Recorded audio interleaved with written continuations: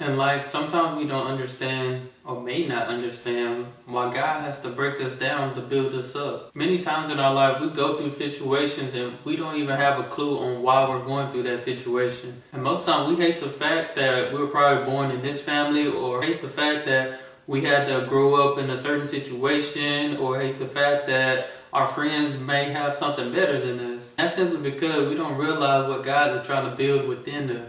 As we know, different scriptures and different stories in the Bible, some of the main people in the Bible had to go through so much before they got to that level that God promised them that they would be on. Most of them didn't even have a clue what God was trying to do in their life, which is just like us. Sometimes we don't have a clue on what God is trying to do in our life because we're living in the now, while God is already ahead of us, working things out and already aligning us for our purpose. But in order for us to reach that purpose, we must continue to live and follow God's path. If we follow God's path, we will see that promise fulfilled in our life. I know right now you may not understand what's going on, or you may not understand the situation that you had to endure in your life.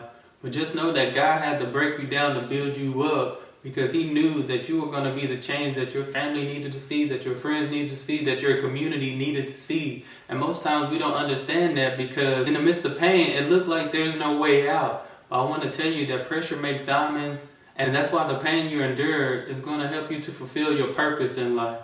So I know sometimes we get to that point that we just want to throw in the towel and we just want to break down and call it quits. But I'm here to tell you, don't call it quits, because those breaking moments are building points. Use them as building points. See the positive in that negative. And sometimes it's easy to say, oh, think positive, do positive. But in reality, once we end those moments of negativity, it's hard to just shift our mindset, because we're already giving more momentum to that negative thing. That's why you got to build yourself and you got to build your faith before, during, and after the situation. That's why we use the Bible to build us. That's why we use the Bible to build our faith. That's why we must connect with God and build that relationship, because He is our director and He is the one that's going to lead us out of that worried place. He is the one that's going to lead us to our promise. I know it may be easy for me to sit here and tell you that, oh, don't worry, hey, just pray, just do this. But in reality, we must find that connection,